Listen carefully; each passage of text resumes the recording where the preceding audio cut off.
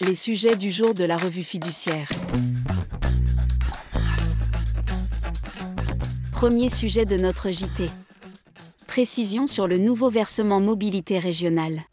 La loi de finances pour 2025 a prévu que les régions de métropole sauf Île-de-France et la collectivité de Corse peuvent instituer sur leur territoire un versement mobilité spécifique, le versement mobilité régional et rural, également appelé VMRR. Tous les employeurs privés ou publics qui emploient 11 salariés et plus dans le ressort de la région sont assujettis au VMRR, dont le taux maximum, fixé à 0,15%, peut être réduit ou même porté à zéro sur le territoire de certains établissements publics de coopération intercommunale, EPCI.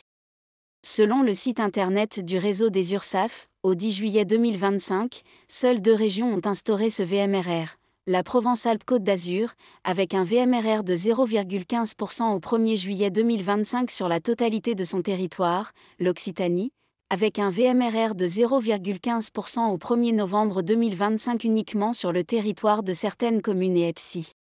Sans attendre le décret qui doit prochainement préciser les modalités de mise en œuvre du VMRR, le bulletin officiel de la Sécurité sociale a apporté quelques informations pratiques sur l'assujettissement à ce nouveau versement et ses modalités déclaratives. Il précise notamment que, pour apprécier la condition d'effectif de 11 salariés et plus, il est tenu compte, comme pour le versement mobilité, classique, de tous les établissements de l'employeur dans le ressort de la région où est institué le VMRR, sous réserve toutefois de quelques spécificités. Le BOSS indique aussi qu'à titre dérogatoire, des modalités de déclaration particulières du VMRR sont mises en œuvre au titre des périodes d'emploi courant entre juillet 2025 et septembre 2025. Deuxième sujet de notre JT. Travaux déductibles. Les charges de propriété relatives à un bien immobilier loué non meublé sont déductibles à condition que le propriétaire ne s'en réserve pas la jouissance.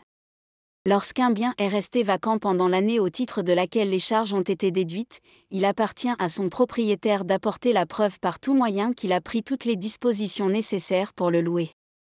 Faute de justifier de diligence accomplie en ce sens, comme des annonces sur des sites internet ou un mandat confié à une agence immobilière, l'administration est en droit de remettre en cause la déduction des charges. Troisième sujet de notre JT. Approbation des comptes en SARL, la visioconférence bientôt admise ?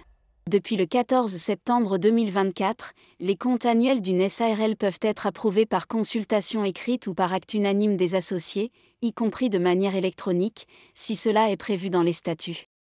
Mais, pour l'heure, la participation des associés aux assemblées via un moyen de télécommunication, par exemple, la visioconférence, est exclue pour les assemblées générales délibérant sur les approbations des comptes annuels. Le projet de loi de simplification de la vie économique entend assouplir les modalités de participation aux assemblées générales d'approbation des comptes de la SARL. Il prévoit, en effet, la possibilité pour les associés de la SARL de participer à distance à toutes les assemblées générales via un moyen de télécommunication permettant leur identification, et ce, quelle que soit la nature des décisions à prendre.